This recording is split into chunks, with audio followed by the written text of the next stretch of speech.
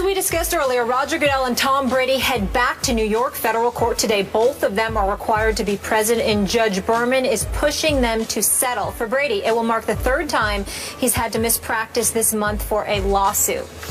New note here. Giants co-owner John Mara has joined NFL Commissioner Roger Goodell and Tom Brady in a meeting with U.S. District Judge Berman, court judge, and Mara chairs the NFL's executive committee, which oversees labor matters, and had been asked by Judge Berman to help the two sides reach a settlement. Prior, he said he wasn't going to be there, and he is. I don't know if this means anything. Jeff Saturday is still with us. Jeff, we haven't heard from you. How does this all play out? It's not going to happen today. I can tell you that. It's you're looking 3 or 4 more days before the settlement talks really get interesting. Everybody's still posturing. Everybody's still holding tight to their camp, what they believe. The game is still, we're still 10, 12 days before anything really has to happen. So everybody's still holding out and waiting out and hoping we can get this settlement done. At the end of the day, for the NFL, this is not good. Having one of the best players in your game and the commissioner in a battle coming up to the start of the season, which possibly could be 4 games. The settlement hope, I just don't know if it's there. As you're looking at it, Tom Brady is entrenched in what he believes and what he's going to hold strong to. The commissioner and the NFL, this is going to end up being similar to the other cases that have happened in the past 3 or 4 months or even back to a year. A process question. Should this penalty have been placed on Tom Brady, or should it have been placed on the team with an equipment violation? That's really what this is going down to. This conversation has nothing to do with, did you know about the deflation of footballs? Did you know about the PSI? Were you telling people? We're way past all of that. Berman is looking for, can we come to an agreement on, does the team have to take the brunt of the punishment, or does Tom Brady? And that's what Brady, that's his whole case, is the process fair? And if the process is unfair, the whole thing will get overturned. But that's what you're rolling the dice on. I do need to mention one thing. This just came down. There will be no settlement. So Judge Berman will be asked to rule. I know. In court. Yeah, there's going to be no settlement. We just heard that from. I think we all agree that although Judge Berman was pushing for a settlement, the way these two guys had dropped anchor, nobody was moving. They were locked in. Commissioner Roger Goodell, since he's taken office, has made the owners more wealthy than they already were. But that's not his #1 job. Handing the Lombardi Trophy to the owner of the winning team in the Super Bowl, that is not his #1 job. Commissioner Roger Goodell's #1 job is to protect the integrity, the competitive integrity of the National Football League. There are some incidents, and you'll know what I'm talking about, Skip. In the Dallas game in the playoffs, there was a flag thrown for pass interference. It was picked up. You go to Green Bay, your same Cowboys, there was a catch that wasn't a catch. And then you had a team on the 1-yard line throw a pass that possibly cost them the Super Bowl. People start to think, if the people ever believe that what they're watching on Sunday is not on the up and up, you got WWE. And if you ever lose that, it's never coming back, Skip.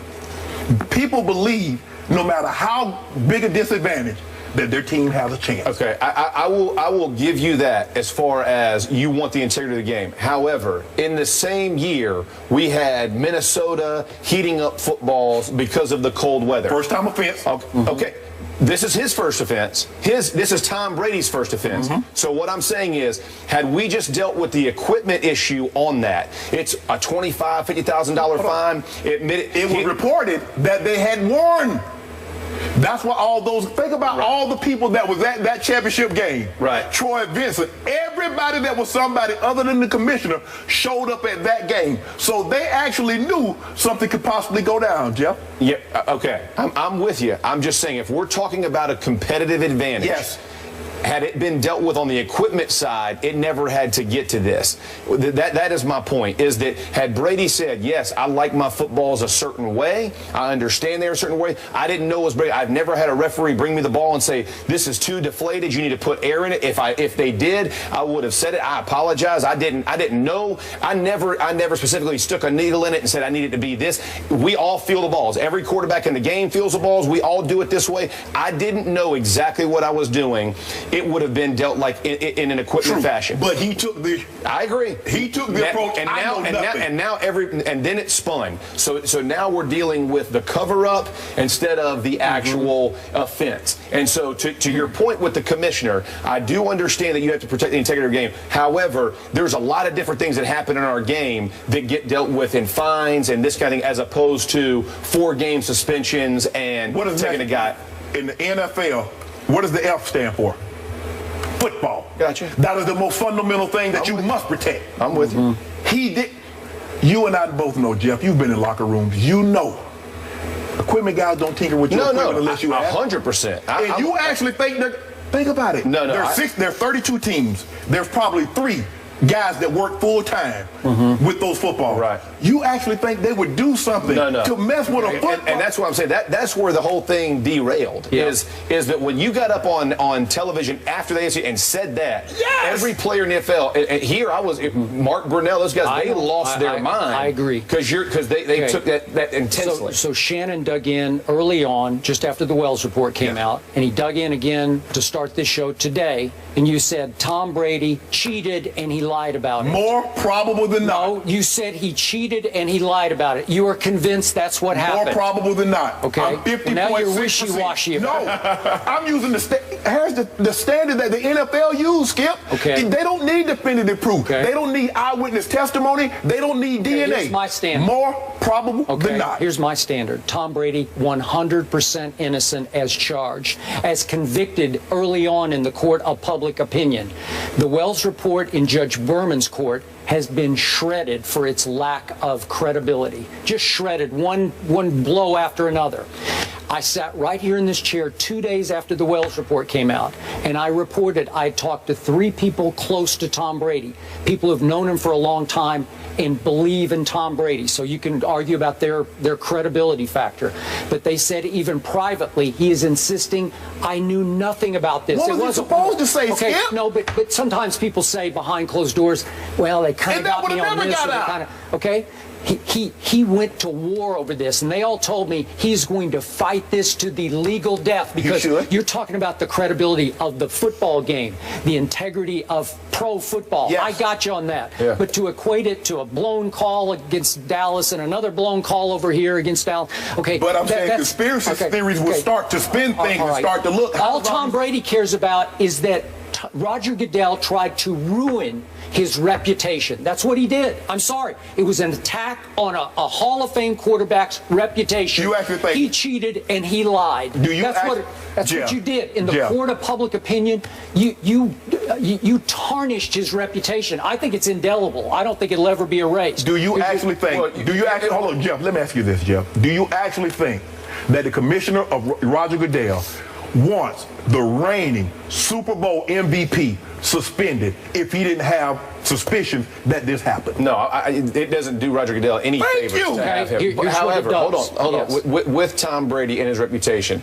you are 100% right about being entrenched, and you saw the way Robert Kraft came. You've seen the way everybody has rallied around him. Except Robert Kraft sold him out for a while. He took the punishment. Who's rallying around the equipment guy? Sure.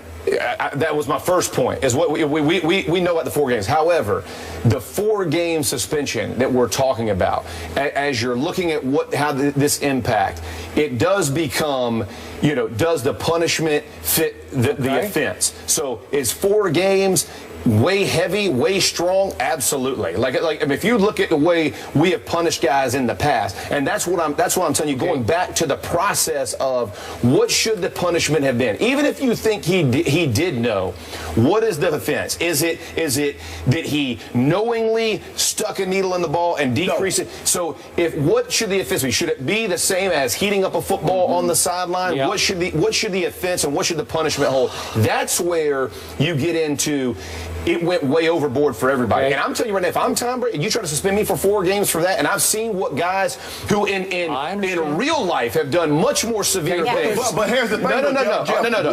What competitive advantage? Domestic violence is deplorable. It's an awful act. But tell me the competitive advantage that Ray Rice, that Greg Hardy, that Adrian Peterson, anybody that did off field, tell me the competitive advantage they were trying to gain when they committed these offenses. What was the competitive advantage that the Minnesota Vikings got from heating the footballs up?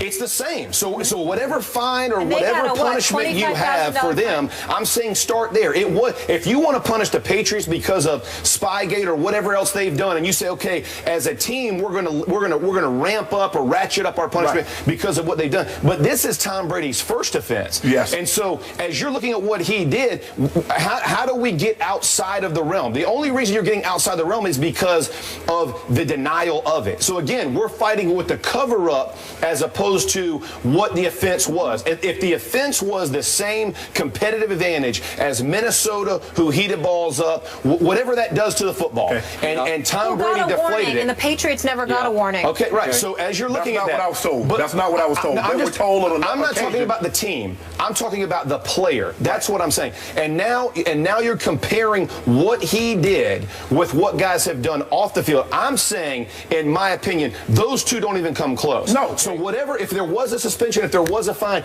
it's the punishment of the cover-up. I get that. Here's the question. Wait a second. There's a much larger game being played here. What is that? The commissioner wanted to punish the New England franchise for what is considered by many to have been serial cheating over many years, going all the way back to the first Super Bowl. Right. So how the coach got completely exonerated here is mind-blowing to me. I'm sorry, and I have a lot of respect for Bill Belichick, but he was let completely off the hook early on by the Wells report. He said talk to the quarterback. He wouldn't know. He wanted no part. If you've been in a locker room, you know that head coach ain't coming to field. I'm not sure about that, because that guy knows the socks and the jocks, man. He knows everything down to the most minute detail. It's a guy who's been in the league for how many years? He's not micromanaging Brady. But he's now seen as Lombardi-esque, as Bill Walsh-esque.